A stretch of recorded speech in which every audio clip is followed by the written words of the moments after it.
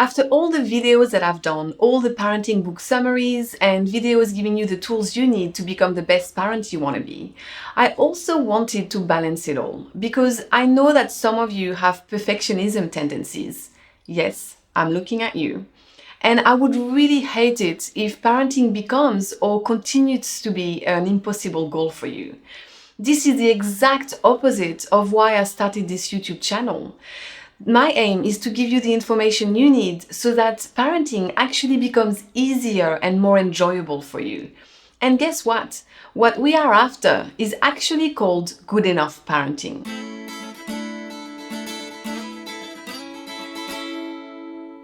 Hi, it's Anna here. Welcome back to my channel, the best place for parents or educators who want to learn and evolve with their children. First, let me define what I mean by good enough parenting.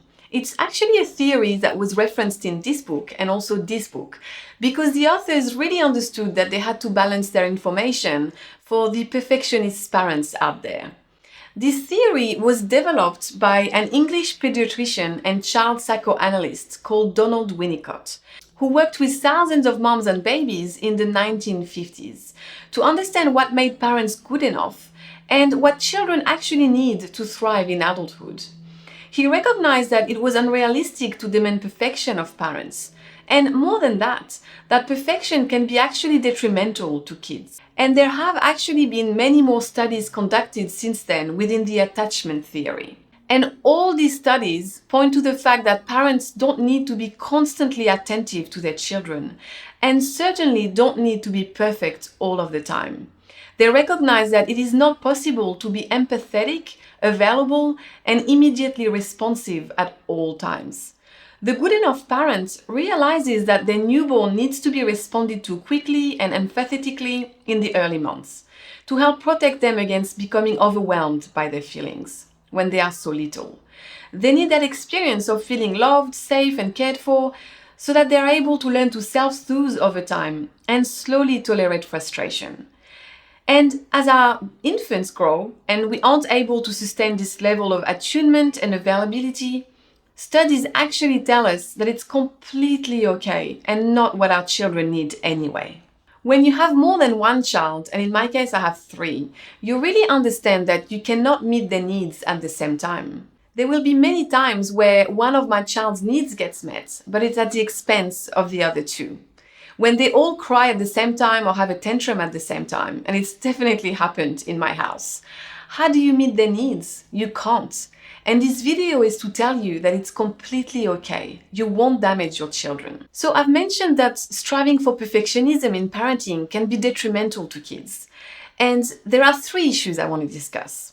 The first one is that it robs them of some very important skills, like skills of resiliency, tolerance, problem solving, and being adaptable. Children need to experience challenges and frustration a lot of the time because they need to practice, they need to learn and practice those skills. And we provide those experiences through setting and holding limits.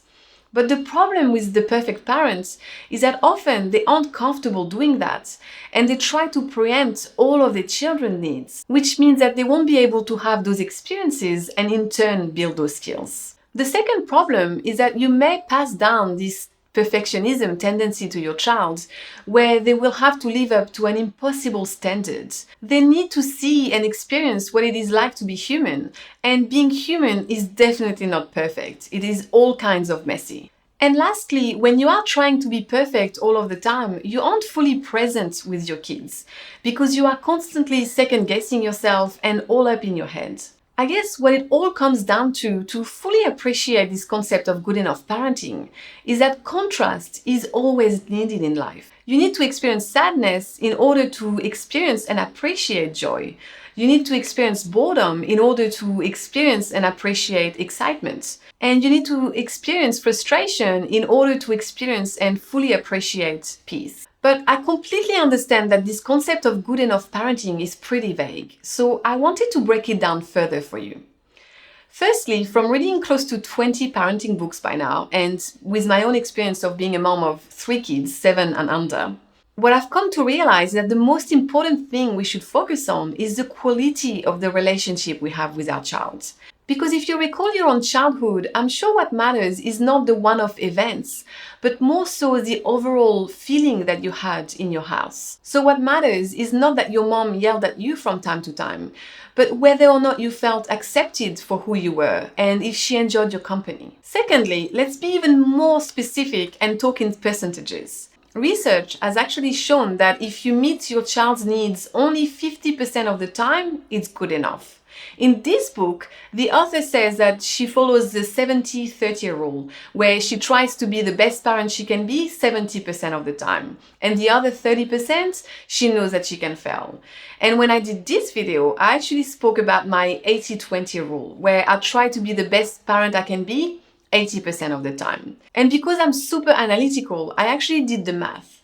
If I spend 8 hours with my child during the day, it means that I can actually fail for 2.5 hours. And if I spend the entire week with my kids, it means that I can fail for 2 days. When you look at it this way, it's completely doable and it puts a lot less pressure on us. Because when I say that, when I tell you you can fail for 2.5 hours, how do you feel? You feel this release in your body, right? And the reality is we will never fail for 2.5 hours. It's completely blown out of proportion. It's actually a big amount. And that's great news because not only do we all have off days from time to time, but making mistakes is at the core of being human. That's just who we are. So expecting perfection is an impossible task. And what I can tell you from experience is that compassion can go such a long way. When you make a mistake, if you berate yourself and you blame yourself and you feel so bad about it and you keep thinking about it and you're screwing your kids, you feel so much hopelessness and apathy. Whereas when you approach it with a lot more compassion by saying, I yelled at my kids, it happened, I regret it, I will rebuild the connection with them and just move on. It just frees up so much more energy for you. And lastly, the concept of good enough parenting also recognizes that there is no one right way to parent. Of course, we aren't talking about neglect, emotional or physical abuse. These aren't okay. But what we are talking about here is that it doesn't matter if you can't feed your kids organic food only, if you couldn't breastfeed your baby, if you can't enroll them in all the structured activities, or if you are working full-time and can only see your kids 2 days a week. What matters is to provide sensitive and responsive care most of the time, no matter how you go about doing that. Quality over quantity. And also, it's important to understand that what really matters is not how we perceive things, but how our own kids perceive it. So they are the ones who actually need to feel loved and cared for. So I highly recommend you watch this video, the book summary of the 5 love languages of children. Because often we are doing things, but our child actually doesn't feel loved. And what I've seen with my kids is that my 2 girls have 2 very different love languages. So I really need to adapt my parenting based on one or the other. So why do we struggle with this concept of good enough parenting? Why have we become this society where there's so much perfectionism tendencies? There are 3 things that I want to discuss here. The first one is that this is directly related to the black and white thinking that I've been discussing in recent videos. This one, and also this one.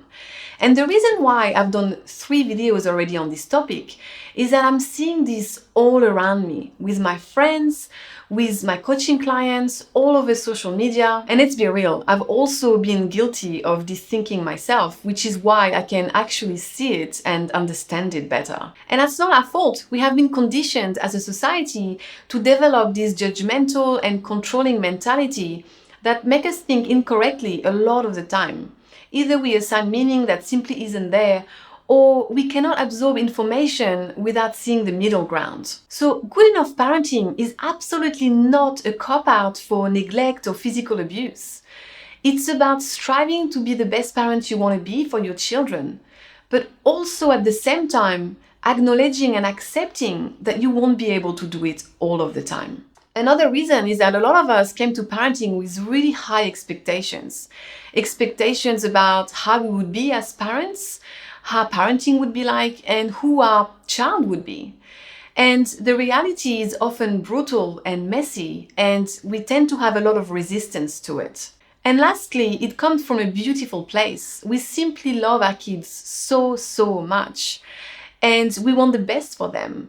But if we add to that we suffered from childhood trauma, we can become very scared about making sure that history doesn't repeat itself and become unnecessarily harsh on ourselves. And you know what? Being hard on ourselves is the exact thing that is preventing us from being the best parent we want to be and fully enjoying parenting. And here is something that I've realized.